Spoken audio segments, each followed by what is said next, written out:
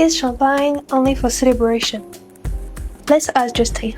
Hey Justin, is champagne always for celebration?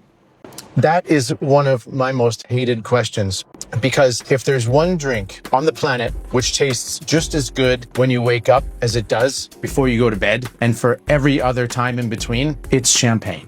Strangely enough, champagne never started out to be what we know as the most deliciously bubbly drink ever today. It was actually kind of the Champenoise trying to get the jump on the Burgundians, because as the travelers would go through the Parisian corridor on their way down to the south, or they would maybe hit the ocean and then travel away, the Champenoise thought, well, if we can make Chardonnay and Pinot Noir just as good as the Burgundians, they'll stop here first, fill up their wagons, and by the time they get to Burgundy, they'll have no more space to buy more stuff. Problem was climate, coolness, and blah, blah, blah, and whatever. When spring came around, the wines would re-ferment because they weren't finished fermenting. It was too cold often, especially in these deep, chalky cellars of Champagne. So the wine started to ferment again, which means there was CO2, which means the bottles would explode. I mean, it's crazy to think that one of the largest industries in the world right now, champagne production, certainly one of the largest GDPs of France is Champagne, back then was only producing a handful of thousands of bottles. Like nothing. That's less than some houses produce today. Before they could figure out how to make the glass thick enough and the corks proper enough with the cage on top, they had no idea how to contain this beast. And maybe that's why it became associated with celebration, because it was kind of like a rare miracle. And then to have this thing with these little stars dancing around in the glass must have been a spectacle back then, right? But today, it's everywhere.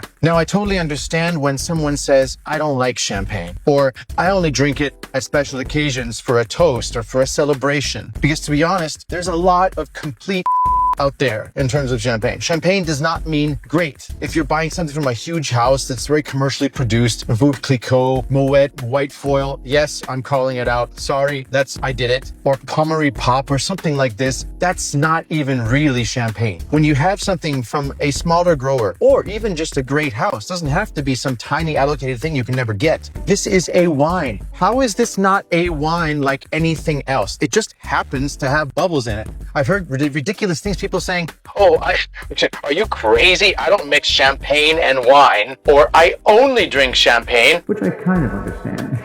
But I mean, mixing it, what? It's all coming from the same grapes. It just happens to have the CO2 stuck inside, which the other wines don't because they're made differently. Now, I don't see why such an amazing beverage should be relegated only to a toast when you're probably having your attention completely somewhere else and not on the wine. You're not absorbing how great it is, how deep and complex it is, and not all champagnes are made equal. Yes, you have simple ones you can use to toast that you don't have to think about. You can sip on the beach or on a boat or just for fun or whatever. But then you have champagnes, which are truly monumental. Champagnes which spend years and years and years on the lees or on the yeast inside the bottle before they're disgorged, which means as you have this active yeast in the bottle, right, that caused the secondary fermentation, you riddle it, which means you tip it upside down very slowly over time. Now machines do it, of course. And it used to be a guy riding around on a bike through the cellars in all these A-frames where the bottles were stuck in like this, turning them multiple times a day, every day until it was ready. So the yeast didn't stick to the side, would slide down to the bottom,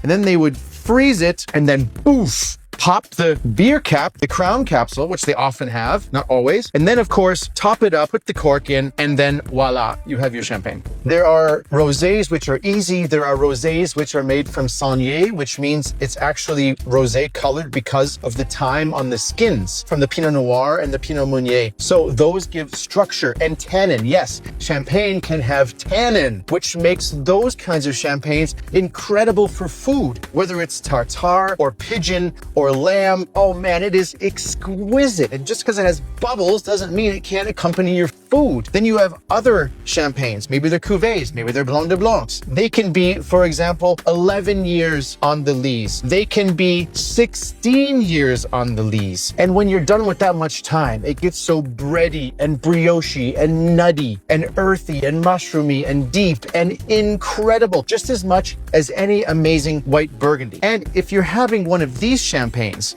please throw the stupid flutes away. You know, those tall, narrow glasses I know Max Friedel's always, shitting on him on his posts and stuff. And he's right, because no one needs them. Yes, of course, they look kind of pretty when you see the little bubbles dancing up. Yes, but you can't smell anything in them. You can't taste anything in them. They are trash. If you have a rich champagne, something like this, maybe if it's a Sauterne style, if you have something like Blanc de Blanc that's proper aged and rich, then why not a Montrachet glass? If you've got something Pinot or Meunier based and big and powerful, or a Rosé Sagné, why not a Burgundy glass? Champagne can do everything, and there's a champagne for every single occasion. So if I can give you one pro tip, if you don't like it yet, explore. I guarantee you will fall in love with it. And do not put all champagnes in one category. There's so many flavors and styles, from lean to rich, from young to aged, from tons of lees contact to super fresh, from rosé to white, and even the pale Oeil de Perdrix style in between. I mean, there's so much to explore, and they are worth every bit as much of their salt as any great still wine on the planet. So special occasions are a great idea, but I say any given day is the perfect day for a great champagne.